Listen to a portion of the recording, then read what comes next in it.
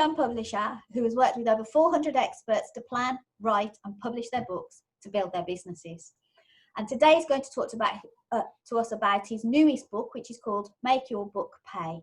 And in that book, he uncovers the Sold Author Marketing Canvas, SOLD. Right, Joe, over to you. Tell us about what you're up to and what's going on. Hi, Deb. So yeah, I'm writing my book at the moment, and I've written 22,000 words, but I haven't gone deep. So I started to panic that I'd been quite glib. That I was just touching the surface. Why you should write a book, why you should use your book to promote you, why you should be giving your book away. All of those things are covered. Lots of why, and I realised I haven't given anybody any how. And I had a plan for a model, which is the sold model, which I'll talk about in a little bit. I outlined it all. And again, I just talked about why the model. And again, I'd forgotten to fill in the how. And I do this for a living. I help people do this. I just kept answering the question why and what. And I forgot to answer the how. Joe, pause a minute there. So you know you do this for a living. So is it one of the most difficult things when you do something for a living to actually do it for yourself? Do you find that really difficult? Yeah, I do. And I've got techniques for what I'm supposed to do about it, but I still forget. And I still end up stuck in my own brain, surrounded by my own chaos, unable to see it from an external point of view. So what I should do is step into the role as I am when I'm a coach and I'm helping somebody plan a book, of the coach, and to objectively ask the stupid questions that are going to unpack that. Like, well, how would you do that? That's the sort of question that would come out. When you get too close to stuff, I'm sure this is the case because I see it with all my clients. When you're so close to the stuff you're good at, you forget that beginner's mind, that idea that you didn't know this once. And so you assume lots of stuff. So you end up focusing on the why rather than the how. And by the how, it's not so much that I didn't tell people what they should do. I just didn't tell them some of the specific things. And so when I look back through the book, I'm like, this isn't good enough yet. And I'll be honest, it left me feeling a bit blocked. And again, this is something I help authors through, which is getting past the block. I thought I'd planned the book really well. Okay, let's deconstruct this a little bit. So yeah. What is your process for creation? So where did you start? I started with the problem. And the problem in this case is I've worked with hundreds of authors, probably directly with over 400, but I work and see authors all the time. It seems that most authors think when the book's done, the magic's going to happen for them. And the book's automatically going to promote them, raise their profile. Everybody's going to ask for their autograph. They're just going to have clients beating a path to their door. And it doesn't happen. And in order to solve that, what the mistake they make is, and this is what I see again and again, and I'm partly responsible as a publisher, I've been in publishing since 2003, is there's a mad focus on selling books. Selling books is the aim of the game. If you think about any book that anybody rates, it's a bestseller. And so everybody's focused on selling books. And I noticed this, and I've seen this, and we've been working with clients. The clients that do really well, the authors that do really well, that I work with, who've written a book, they start giving the book away. And I noticed this pattern. They were giving the book away. They weren't interested in selling the book. The book was just a means to a bigger end for them, which is to promote their business and to promote the things they do. So I realized that was a mistake. And so the problem was, the problem is twofold for the clients where I started from with Make Your Book Pay. One is they were focusing on the wrong thing, trying to sell books. So all the books out there, all of the solutions out there are how to sell more books. And I'm not knocking book publicists, but if you look at book publicists or anybody that does author marketing, they're trying to sell books. They're still trying to hit bestsellers and sell books. And you'll know, Deb, because you've written books, you don't make very much money from selling books. No, you don't. In fact, I mean, our background, we co-wrote a book. We sold 12,000 of them. I think we made 30 grand. Yeah. And that was hard slog. And if you add in writing it, that's not even like part-time, like minimum wage money. That's just silly money. Like you shouldn't do it if it was to make money from selling books. So that part of the problem is they're focusing on the wrong thing, which is selling books when they should be using the book to sell them. The other problem is, and this is why the title took a while to come. It was going to be called From Book to Business because it's all about the business. Yeah. And then like it became more crystallized as I started to dig into the how. What they want to do is they've spent hours and hours writing this book. They've planned the book. They've put sweat and tears into the book. They've shared possibly their best thinking and then nobody buys it and nobody reads it and they have no impact. So their real problem, this is the real pain point, is the book isn't working. It's not working for them. It's not working for their business. They spent an inordinate amount of time building it, and then it's like, who cares? Nobody notices. Yeah. And so I wanted to make the book pay, and I didn't mean it just in the sense of monetary, like you can get money from using your book in the right way. Actually make that fucking thing pay, because you spent hours and hours and time putting into it and invested in it, and it's not paying off. So that's where I started from, is that problem. And actually getting that energy right helped me to kind of really get much more focused on why I'm doing this. I feel really passionately about it. I don't like seeing people's books not working for them. No, I think you've got it right. And I just want to try and break your process down there. So you noticed a pattern. So that's the input stuff, all the work that you do with all these different authors through the years and over the last nearly 20 years you've been working with them.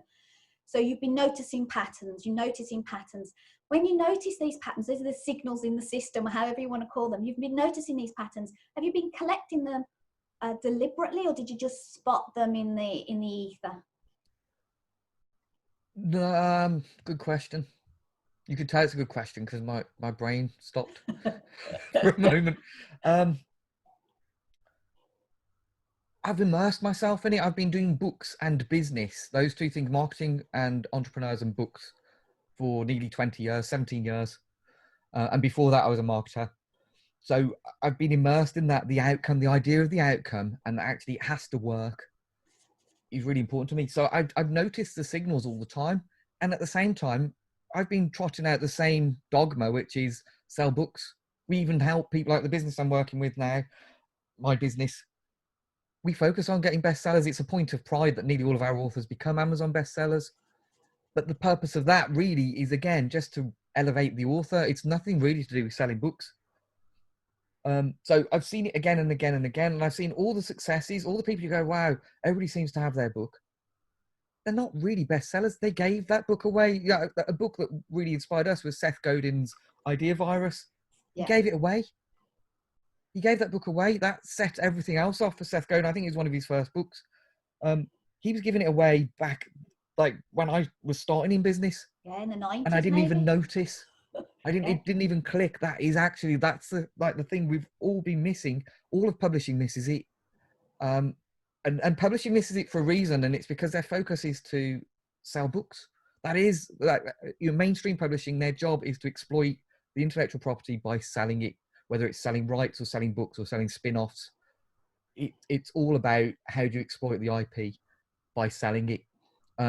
Most authors, they've got a different agenda. Their agenda is, it's got to sell me.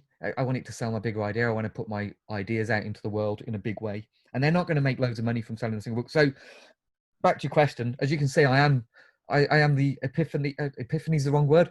I embody chaos. Yeah, epitome. The epiphany of chaos. Yeah, that might make it to the main podcast, but I'm going to click my fingers here. Please get rid of epiphany. No, it's staying. The epiphany. Right. So yeah, I epitomize chaos by going around in circles. But so going back to your point, I noticed it all the time and didn't do anything about it, and still acted as if there wasn't a problem. Can I ask you another question? Because you're actually saying something really quite controversial now. You're actually saying, don't sell books, let the book sell you. And as you said already, traditional publishers are interested in selling books because they've made an investment and they're looking for the blockbuster hits. So that's where they get return on their investment. So you're actually saying something controversial. Did that influence you when you were deciding whether to say, make your book pay? Did it influence you, that fear of controversy? Yeah, it did. That's why the original title was so weak. The original title was From Book to Business, because it wasn't going to offend publishing. And I'll be honest, like I've been on platforms with heads in Penguin as kind of competition, and like, you know, I have no business on their stage from their point of view. So I don't want to annoy or irritate or be against the mainstream publishing. Like, I love Penguin. I love all the books that I've read, the huge production quality. So it feels really nasty to say they're making a mistake, but they are making a mistake when it comes to serving their authors. And that feels controversial. And so I don't want to focus on, there's no value in knocking the status quo publishing industry. It's got us what we've got. Like, I mean, that's what got me into books, if I think about all the books I've read. But they're making a mistake in this specific area. On this specific area. So, okay, so you've got two bits to your epiphany, which was they're making a mistake for specific authors, yeah, for specific. Yeah. So tell me who the specific authors The are. specific authors are business owner authors that wrote a book because they wanted to raise their profile. And that's a story everybody's saying now. This wasn't the story a few years ago, but it is now. All of the paid for, it's like, yeah, books grow your business, books can help you raise your profile. That's what it's all about. And it always has been. It's just much more surfaced now. So it's for those authors. And what happens when authors like that sign a traditional publishing contract is they become an employee of the publisher, because they go, hand out, please, will you publish my book? Because I know you're going to invest, it's going to be the best book. So please, here's my platform. Like, I'm giving you access to all of my marketing. I'll work for you for free to sell it. So they get a free salesperson, they get free intellectual property, and they pay you on results. If you sell, you get some money. And advances are all but gone now, unless you're already proven.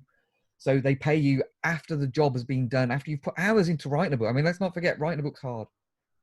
They don't even want you to write the book your way.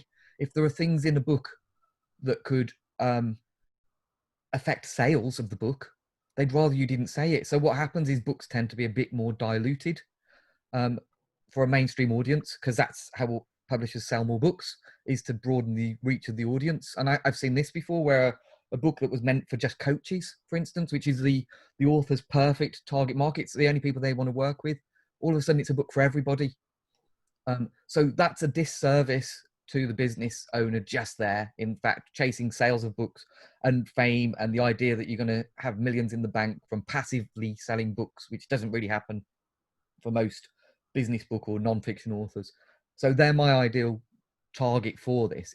And that's where the industry is making a mistake in thinking they're doing them a favor by controlling it. And so basically what you do when you sign a traditional publishing contract, they tell you when the deadline is, they tell you how you're going to write it. Basically, you sign up for a writing job without getting paid in advance. Then they tell you you've got to sell it and promote it. So basically what you're saying is, if you're going to have to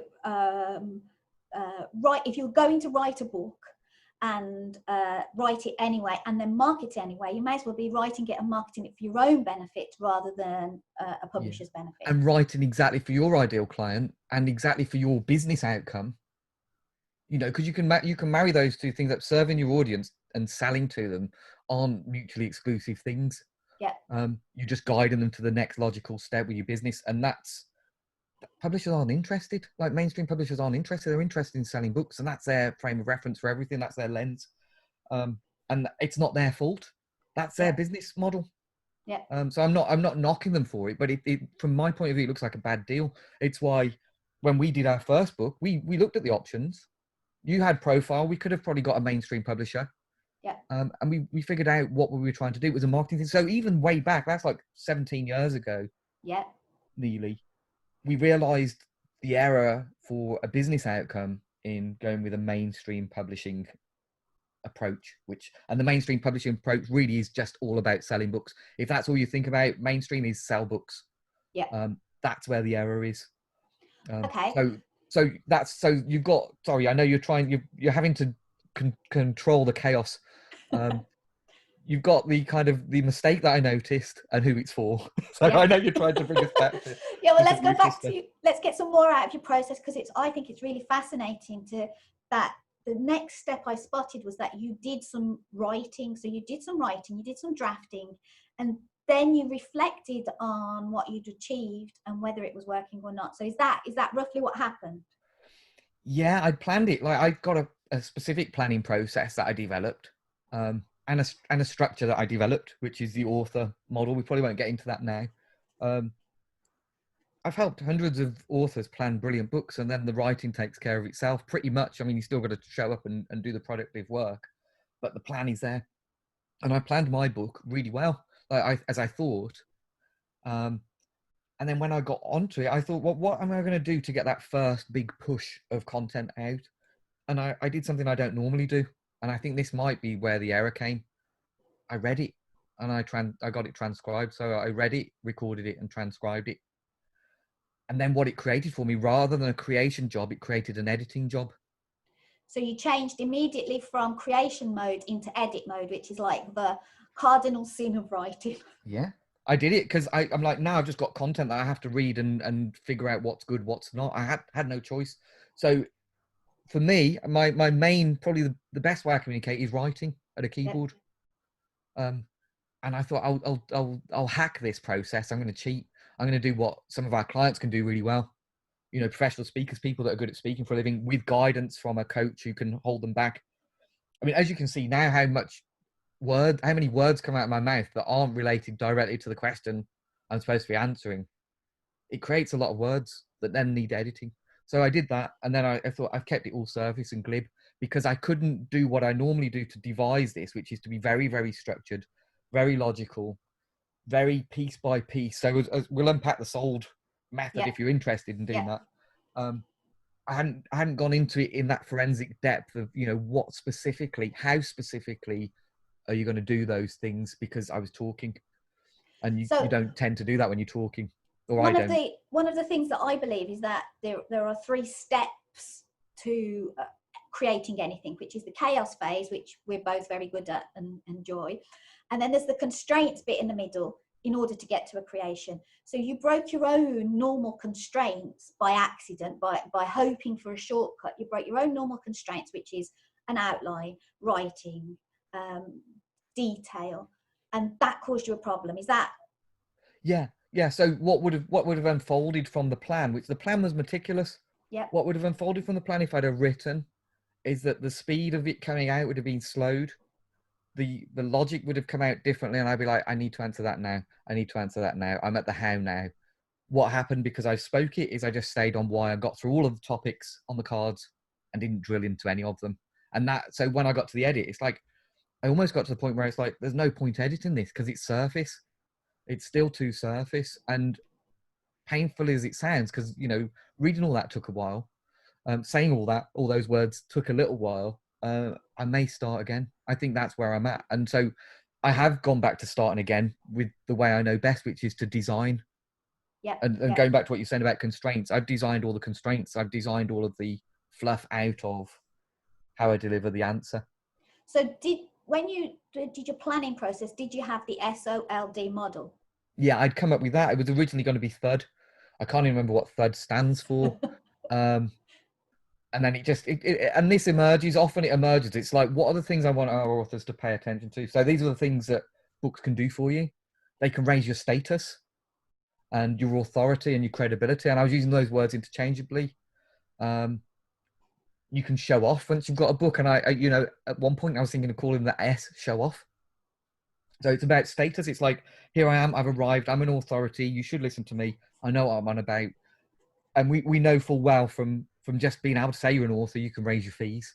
You can open doors that weren't there before. And so the second part is actually what doors we're opening for authors. So the second thing is, what opportunities can you get as an author that you couldn't as a non-author? And if you look at the news or you look at most media, the people that are interviewed and talked to and talked about and asked for advice they've usually got in their byline author of something. There are usually 2 things, and one of them's a really hard way and one of them's a really easy way. The really hard way is they're usually a PhD and they're experts, like genuine, real, like, you know, subject matter experts, specialists, or they've written a book, or both. But you can shortcut that. Like, if you're the author of a book and it sounds like a book on the topic, you're in, and you get the same billing, whether it's fair or not, of the people that have spent most of their life, you know, studying this in, you know, superb detail and like a real expert on it. You still get the same credibility. So that was the other thing. What opportunities open for people that have got a book or can put author in their byline? Then the very kind of like the marketer in me is like, you could use your book to generate leads directly. Like, how can you offer that? We did this for clients way back in the 90s, which is a lead gen. You offer them a free lead magnet, a free book, a free piece of information to get email addresses, or to get them into your world and not on somebody else's world, to get them to join your group. So leads was an important part.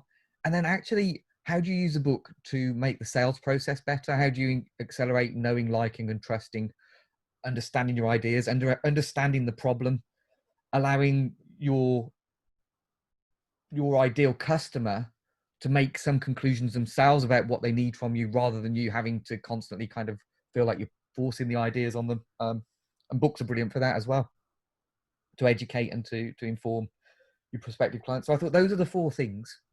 So tell me those again. So we've So got status. Status, authority, so building your authority and credibility. There's opportunities. So people will, when you're an author and people know you're an author and you've signaled that, people will reach out to you to say, can you speak to my podcast? Can you speak to my Facebook group? I'd like to interview you for this slot on TV about a specific thing I know you're the author on. Journalists and their researchers go looking for authors on things when they need something specific. So being in the game as an author helps. But it can go much further than that. Like, why wait for them to try and find you? That is part of my question. And then leads. So how do you use a book very, very transactionally? How do you use a book as an offer or as a gift in order to get people into your world that signal interest in your book? And then sales. So how do you use a book to support the sales process? Whether you're selling one-to-one or into corporates where there may be a group of people that you have to convince that you're the right person for the job. So the D's for deals. So yeah, so the sold model, I didn't do that. So Sorry. the sold model is, and these those are the four things. It wasn't sold originally because I was calling opportunities was speaking or something, like it didn't make any sense. But the sold model is status, opportunities, leads, and deals. And I wanted it to spell sold, so it could have spelled souls because it's really sales, but actually deals makes more sense because it's usually closing the deal and developing that trust through the deal that makes the difference. And deal could be partnerships or yeah, well, I tend to put the opportunities stuff like that. So other opportunities are being on a board, somebody reaching out to do a JV with you because I want an author in the team, like this is the expert on this, like those kind of things. I bunch them with opportunities.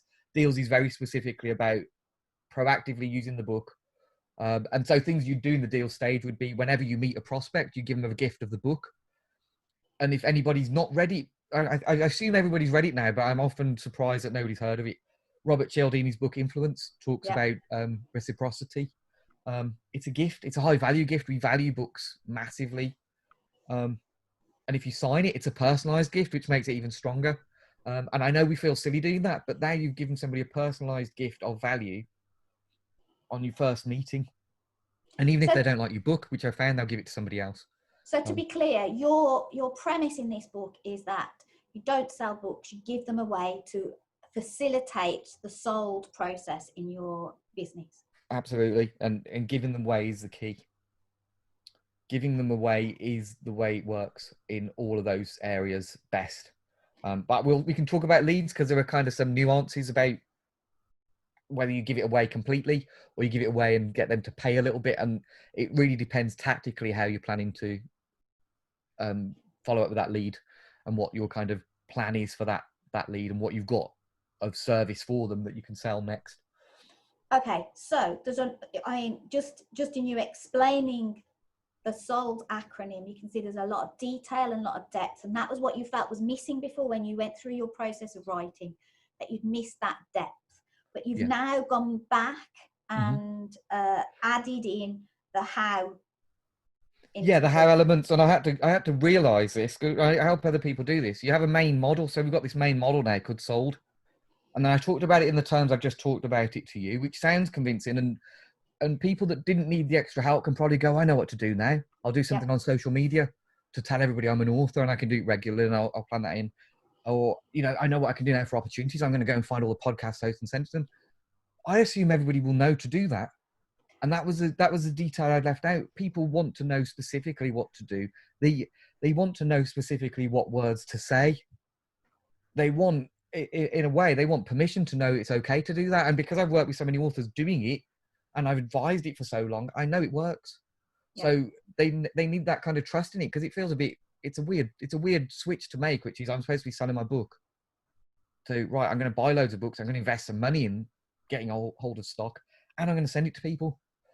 And so that's where the detail needs to be there. You need a plan. You need a process to follow in all of those areas that's convincing, that you can see yourself doing, that you can understand the exact steps to do. And that was what was missing. So it felt glib. It felt just like, I've told you those 4 things now. To me, and I'm not blowing my own trumpet, because my background's marketing, that's enough for me. And that's where I'd got to. It's like, I now know what to do. That's not enough for everybody who's their what they major in is something other than marketing and sales and outreach in that way. They actually need the steps. Okay, so now you've gone back to your big picture model, and within each of the letters in your big picture model, just understanding your creation process, you've now created in those pieces of the model extra detail, so the reader can go ahead and work it through themselves. Yeah. So why should they work it? So I'm going to ask you like an authory question. So if you're going to give all this information away, so you're basically telling people how to go away and do it themselves. Yeah. Why should they ever get in touch with the author of a book, for example, if they give away so much information? So this, I think it was, I may have heard it from Frank Kern first, but it was always instinct in me that you serve massively. You give huge value in order to demonstrate value, in order for people to want to invest in you. So always serving first, providing huge value first. But something, and I'm paraphrasing because I can't remember the quote, but I remember hearing him say it.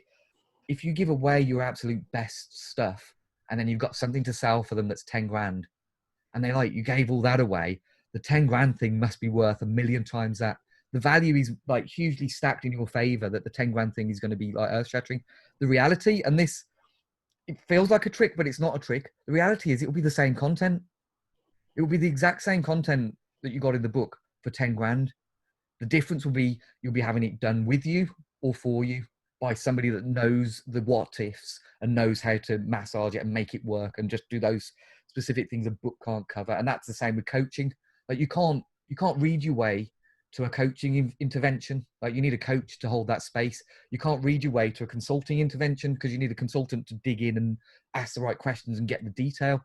So unless you've got those skills, and some people can do it, that's why I love books. Sometimes you read a book, it changes your life, it changes everything for you, and you didn't need the help. That person was never your client anyway. If you've got an expensive implementation for them, they weren't your client because they just needed some advice. What happens to those people is they turn into the biggest evangelists you've ever heard. They'll say, this book changed my life. Yeah. So you can't lose by giving away your best value. And I still see all the time people protecting their best stuff. And I possibly shouldn't say this on a podcast, but I did have a discussion with my business partner saying, should we keep this stuff that you're doing, Joe, as our secret sauce? I'm like, no, I'm giving it away to everyone. It's a book. But it was a question because, this stuff is the game changer for authors, entrepreneurial authors. If they do this and get this right, they will get more clients. They will get more business. They will be featured in more places. Their status will increase. So it feels secret. It feels like we should keep that in house and we shouldn't share it. And I get that resistance. I feel it. It's like, oh, I can't possibly share this. But I know every time the case has been the opposite. That's how you sell more, is by giving away the value. It's a problem I find a lot with clients as well, with my mentoring or coaching clients, which is that the fear that if they produce assets that are free, they give away content or they give away diagnostics that help the person move on to that next level, that they might never come back. And like you said, I think perhaps that those people who don't come back weren't your client. And there are plenty of clients, if you've done a good niche and you are the expert in your business, there are plenty of business. And I see, like, going to a restaurant, like if you're an amazing cook and you go to a restaurant and they cook it and you thought, I could have done it better myself. It doesn't matter that they served you and they did all the work. You still don't really feel well served. And it's the same with people that are resourceful enough to take your advice and go with it themselves. If you'd taken money off them and done it, they'd be constantly thinking, I could have done that myself. And they're not your clients. And so that person that I speak about, it's not a particular type of person. It's just if they've got specific expertise in that area, the value to them is less. So give it away. And this goes, like you were talking about, the different kind of ways of helping people along. So one of the models that sits before the sold model is what I call the value stack, which is it's flipping the funnel on its head. So we all know kind of about the funnel. So you go as broad as possible with your free content. And then you kind of attract people into your world through the free content.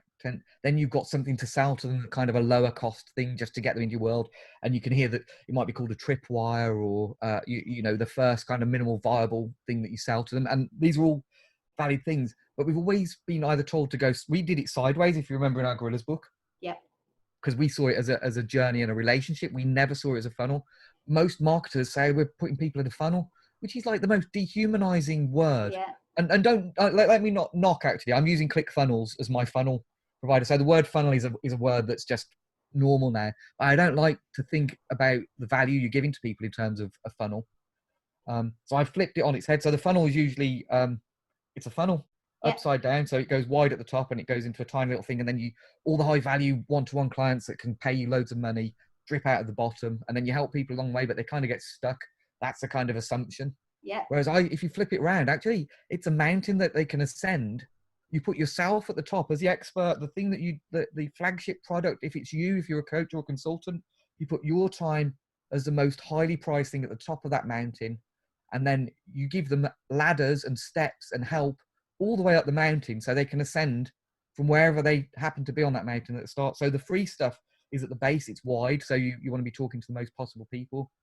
Then a book usually sits one tier up from that. It's actually, you want a bit of an investment from them to say, I'm willing to pay for this, or I'm willing to pay at least with my attention for this, so that you can help them. And if you can help them massively there, they go up, they build their way up to the mountain, which I call a value stack. They build up their way up the stack. They get higher and higher up the stack so they can afford what you've got for them.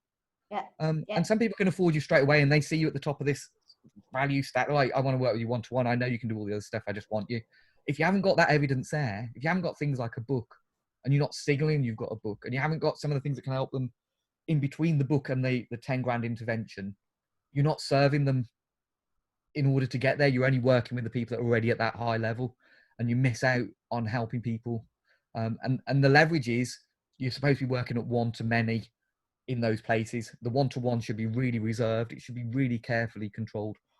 So that's where I start from. And so in the book, I talk to people about what is there, and you'll hear it called your pipeline, your product pipeline, your product ecosystem. All of those words are valid words for what's there, but you've got to have it really clearly mapped out. Where do you want them to go next? And I think the idea of ladders came from Dan Kennedy. He was always, don't sell answers, sell ladders. Yeah. And it's a ladder to help them up to the next thing. So it's helping them ascend. So if you flip it on its head, you get fewer people at the top. That's why it's a triangle. There are fewer people that are going to pay this thing, but the value is high, which is why it's high up. So these are the high value. This is where you can really make massive, massive difference, and where you put massive, massive effort into making that difference if you decide to work one-to-one. I really like this model, Joe, because I think one of the other things about it is if you imagine yourself as the authority standing on the top of the mountain with your flag, and you can attract people from wherever they are rather than forcing people down into a funnel and pushing them through your system. So you're attracting people. It's a much more comfortable way of thinking about. And you're visible at the top. And so we worked with a lot of coaches and they hate the idea of selling, you know, more than anything, you know, actually honoring the other person in that process and seeing them as another human and understanding where they're at. All of those things can kind of be lost when you start thinking funnels and like the numbers, and you just need to fill it with loads of numbers, pack it in, and then they'll, you know, we'll squeeze out the cream, kind of, we'll get the best clients, we'll squeeze out of it, and it's a dehumanizing. Whereas if you make yourself visible and open and you stand proudly for everybody to see, like, join me, come up. You're not saying like, I'm going to drag you into this. And even the word back end, I don't like. Front end, back end, it's like, I've got something I'm hiding from you.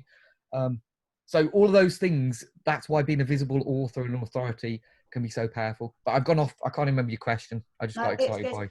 It's good. So in your book then, so this process, let's go back to the process of writing a book, of creating something, because I think lots of people perhaps get stuck at the bit that you got stuck at, which was you've kind of created something, and then there's this big, you said earlier, I might even throw it away and start again.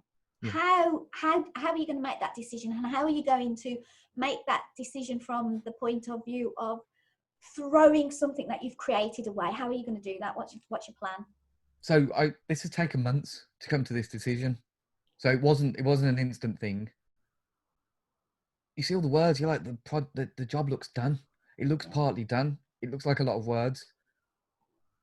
But for me to disentangle myself from that, knowing full well how the creative process works, you've got to let it go. You've got to let it out. This is inside me. I'm not, the fear is, I've got it out now. I'm going to forget what I said. There's going to be some brilliant like insights there. They're still inside. That's why they're insights. So I just didn't express. I tried one way of expressing them and it didn't create the product or the asset that I wanted.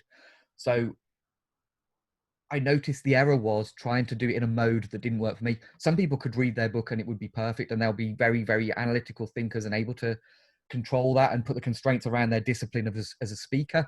I can't do that.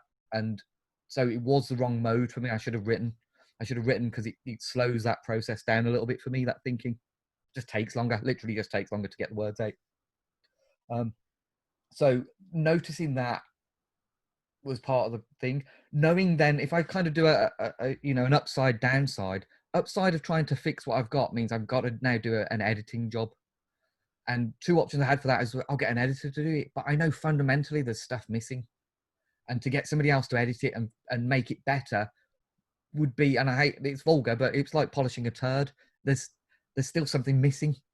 Yeah. So you And can only make more fundamentally, you're actually delegating the responsibility for thinking.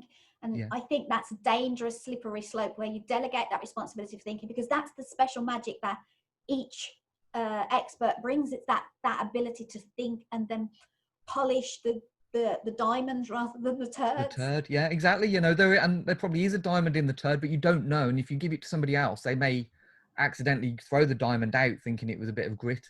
Yeah. We're getting really disgusting now about turds. Let's change the metaphor.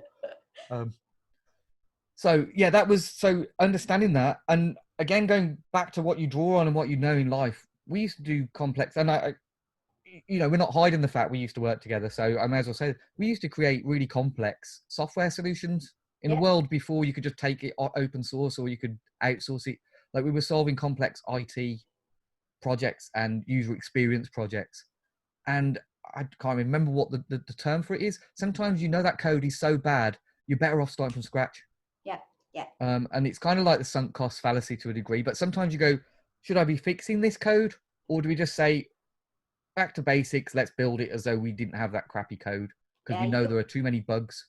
Yeah, refactoring it. Basically, you can, you use it as the prototype. You use it as your thinking. You use it as your ability to test things out. But then you have to do the right version and the correct thing. So I think that's where you've got to now. So you've used, and this is part of the chaos, constraints, creation process, which is you created something, but it wasn't good enough. It wasn't to your standards. So now you brought it back through the constraints and you've made decisions about what you're going to do next. Yeah.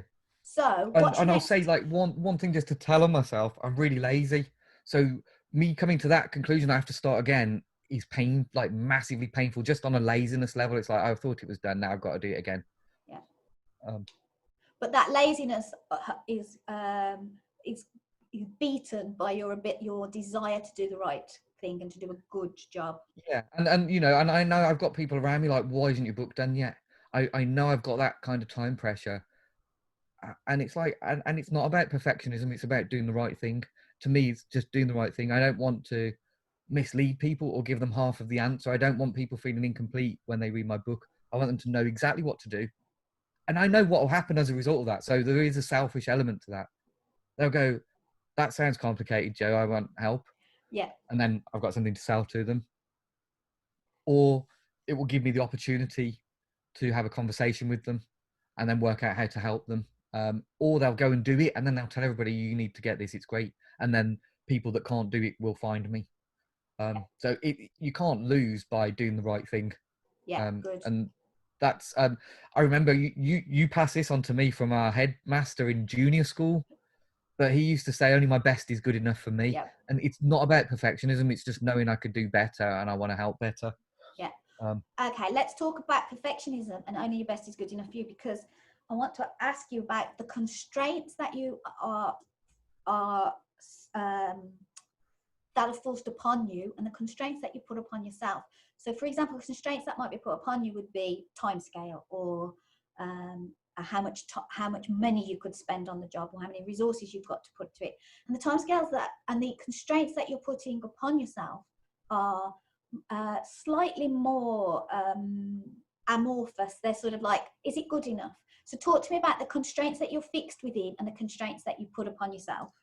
Okay, well, some constraints are false constraints. So the pressure I've got to get this done quickly is our authors are asking for this, we need it. Like, and I know they are, like, we've got hundreds of authors. What I'm doing short term is I'm having a one-to-one conversation with all of them. And that gives me a bit of pain because it's an hour, but actually I'm serving them in exactly the same way as giving them a book at the moment, in the best possible way. Having a book will just make it more leverage. But we've been doing this. They needed this answer for the last, I think, the current publishing business I'm running. I'll name it Rethink Press. That's been going since 2011. They've needed this answer since 2011. So to say right now I've got to get it done in 2 months because we've agreed 2 months is the time is a false constraint, because if it's not the right thing, we still haven't fixed the problem. And I may be just trying to get myself off the hook by saying that, but it feels like a false constraint. The real constraint is, does it solve the problem? Does it actually answer the question? Does it solve the problem? And does it solve the problem better than me having a one-to-one consult with them? Because at the moment, I've got enough capacity to do that. And I know I'm able to serve really well by doing those one-to-ones. Will it serve them at a higher level and at bigger scale? And the answer is, if I write it properly and I actually fully dig into what needs to be shared, then it will. It'll be far better. And it may still require a conversation, but it will be a much better informed conversation. They'll be asking specific questions in that conversation rather than what the hell do I do? So yeah, to me, the constraint was it has to solve the problem. Yeah. And okay, I love that the as a first constraint. version didn't, and it could have solved my problem. I could have said it's done in 2 months. Yeah. Yeah. And so I love that as a constraint. And it reminds me of another software question, which is better, faster, or right, pick two. Do you believe in better, faster, or right, pick two? I think you can have all three. I just haven't found a way of doing it. Like, I think it's an old kind of idea, but there's a lot of talk in books like Blue Ocean Thinking that says actually the blue ocean is being able to solve all three of those. Personally, for me, and I think that's why what you're doing is so good. You could, if I'd have worked with you, I could have got the faster as well, because I wouldn't have made some of the mistakes that have slowed it down. But if I have to pick them, faster isn't my top. It's not my top of the three ever. Yeah. So, okay, fantastic. So, Joe, let's start wrapping it up a little bit. If you were starting this project again now, if you're just starting from scratch, what have you learned through this process of the chaos, then the constraints that you set upon yourself, and the creation process? What have you learned from that you would tell your previous self a year ago or so? Follow my own advice. So I would have got somebody else to be the external bounce off, because I did it all in my own head. Because I'm like, well, I do this for a living. Like, making that kind of fundamental, it's kind of an ego mistake. I do this for a living. I don't need help. It's exactly when you need the help. And because I've got structures, I could have got the help from pretty much anyone who'd be willing to spend the time and listen. But I didn't. I did it all myself. So my own fault, completely my own fault. So it would get an external person to bounce this stuff off. It works better when you're bouncing the ideas off another brain. And I would say, to a degree, though, again, going back to constraints, be careful who you put in your team for that kind of exercise. Not in terms of their expertise, but in terms of what they pay attention to. Shall I talk about that a little bit? Because Please, it's not my thing. So there's a great book by a chap called Dan Rohn, The Back of a Napkin. He talks about the 3 different pens. And so I'll briefly go through it. There's black pen thinkers. They just million miles an hour, million ideas a second, like non-stop. It's give me the pen. I'll write down all the stuff I've got in my head, and they won't stop with the ideas. That's brilliant up to a point. And at a certain point, you need to start saying, right, well, we need to slow that down. Now it's time to start capturing these brilliant ideas. And that's where the highlighter pen people come in. So the highlighters go, there's some similarities there. There's a pattern emerging here. We can put these things together. And I'm saying them as people. These are just tendencies. They're just preferences. What's really good if you're aware of these, and this is one of the tricks I didn't do for myself, you can jump between these three modes of thinking yourself and cover all your bases, but it's much easier with somebody else there and who can hold you to that, or at least play those roles if you ask them to. So highlighter pens, it's all about pulling the ideas together, bunching them together. So the card process we use, it's about like collecting all that stuff you've just got out of your head and saying there's a bunch there that fits, there's a bunch there, there's a pattern there. Did you notice? Oh, look, that almost spells something. Those kind of conversations happen with the yellow pen type of thinking. And then there's the red pen people, and they're great at the end of the process.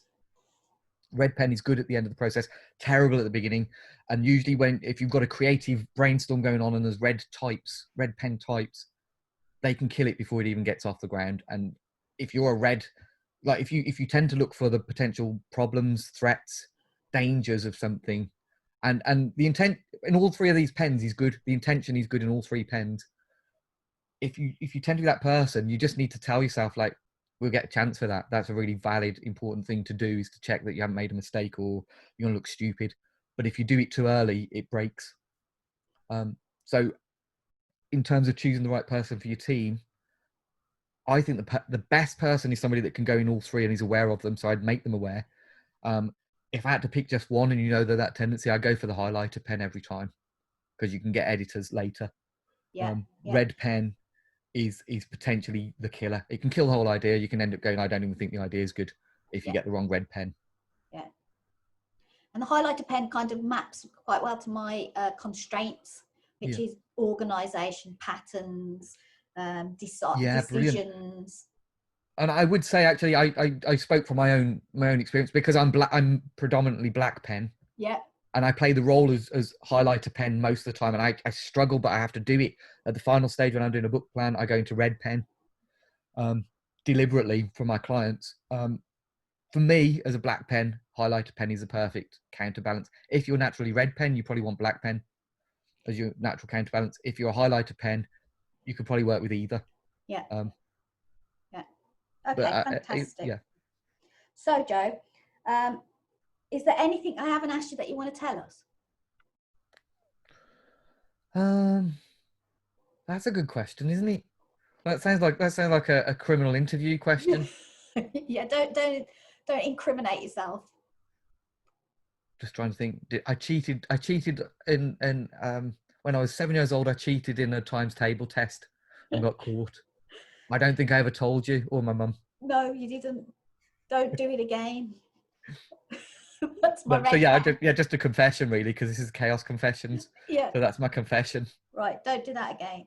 Okay. So rounding up then, you've mentioned a couple of different things there. I want to know where we can get hold of them. So the card process that you've mentioned a couple of times and the author system, where can we get hold of those? So Rethink Press runs a process called Book Plan. It's a 1-day intensive. Often not with me anymore. I started it. One of our coaches will play these roles for you and bring all this stuff out. We use cards to collect all the ideas. It uses a design thinking approach, so it's rapidly getting all the ideas out, then doing the highlighter pen to organize them, then cutting it into the kind of hierarchical detail by using the red pen. So rethinkpress.com is one place you could have a look. In terms of the soul model, makeyourbookpay.com, or search for Make Your Book Pay anywhere. They want help doing the author method or the author process. Reach out to me on social media. So Joe Gregory. Facebook is /get published. I was early in on that one. Yeah. And I can talk to you about that, and we can help you with that. If you want help if you've got a book already and you want help making it pay, then makeyourbookpay.com. You can get a free copy of the book there, or you can find me on social media again, Make Your Book Pay. On any of the social media channels, you should find something. Excellent.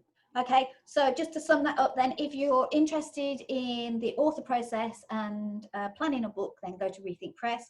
But for everything else to do with making your book pay, go to makeyourbookpay.com or look out for Joe on Facebook at Get Published.